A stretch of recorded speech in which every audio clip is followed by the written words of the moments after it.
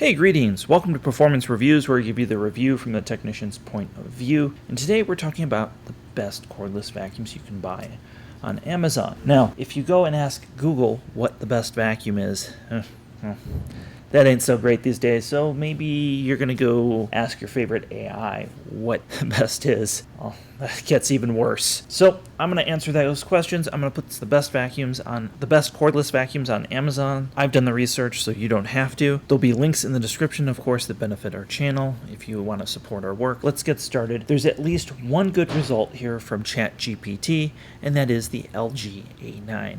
This is probably one of the best values. Sometimes you can find this for less at Costco, but you buy a base model, one of these, and it is so much stronger than a Dyson or some of the others out there. The cons of this are that it has a small bin and it has a proprietary attachment size, so you're stuck with those attachments.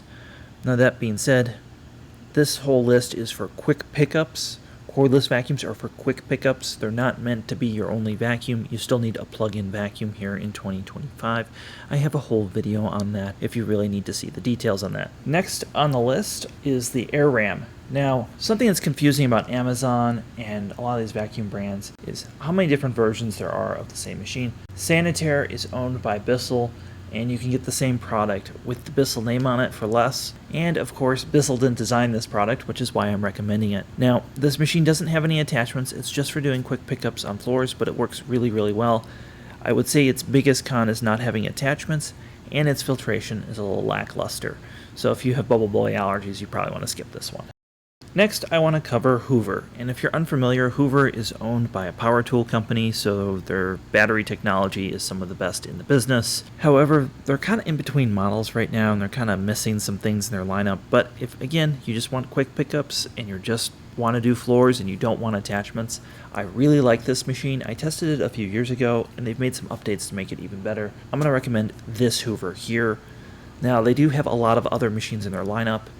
I don't have videos on all of those, and until I get my hands on those, I'm not going to recommend those. This stand-up, really nice, stands up on its own, and is a pretty nice machine for what it is. So again, if you're not needing accessories, I'd go ahead and pick this Hoover up. Its price fluctuates like the stock market, so you might even get it for less than you see here. Next, I want to discuss my favorite power tool company, Makita. I use their tools professionally. I really like their tools. And you often see this stick vacuum on airplanes. I've also come across these on job sites, and this thing's been around. Unfortunately, this doesn't have like a sufficient dust cup setup, so even though its power's alright, the dust cup setup is horrendous. So I actually don't recommend this, even though the rest of it's pretty well built. Now, Makita has ventured into cordless vacuums for a while. They also have a backpack and a cordless upright. Again, I haven't touched those or seen those in person. They're kind of like vaporware. I don't see anybody using them. I suspect when I make this list in the future that you'll see Makita as more of a player in the vacuum realm. Now, remember when we were looking for the best cordless, a lot of the algorithms suggested Dyson. Dyson has really not innovated in the cordless section in quite a long time. They probably have a few models you would consider for quick pickups, but unless they're on sale and it's like your only option, there are better options on the market now. So we're going to talk about the Dyson models you would want to look at. Believe it or not, the V15, the Gen 5, the Outside, those are all terrible, big, bulky, and don't have a lot of power. Now, Dyson claims that there's a power number difference between their machines, but when tested in person, that just isn't the case. Yes, the V8 is still made and still probably one of your overall picks for a Dyson hand vac. The other one that I personally really like, the V12 has a nice button. You just turn it on, you don't have to hold the trigger. The con with the V12, again, is it's a bit small, just like all the others on this list. They're designed for quick pickups. So if you see a V12 on sale, I'd go ahead and pick it up. That's right, you can get a V12 that doesn't have a carpet or area rug attachment, so keep that in mind when you're shopping for these Dysons. Get the one with the rug tool. You'll want it. Now, this is a great cordless upright for carpet. It doesn't really do hard floors. It doesn't shut off. It doesn't have tools. But it is a cordless version of a plug-in classic upright vacuum. Now, you can find this with the Recart name, the Simplicity name, the Sanitaire name, and probably the Bissell name. So find the one that's least expensive and get it. Expect to pay just under $500 or around that for this. It's one of the more expensive options on the list. But it's a really cool cordless machine.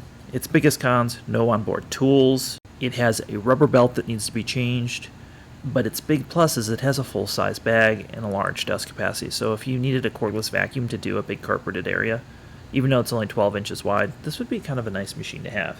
Next up is the German appliance manufacturer Miele. They are one of the biggest players in the vacuum industry right now, and really just in appliances in general. Their name is synonymous with quality. They are privately owned. Single family has owned them since 1899. They do what they want.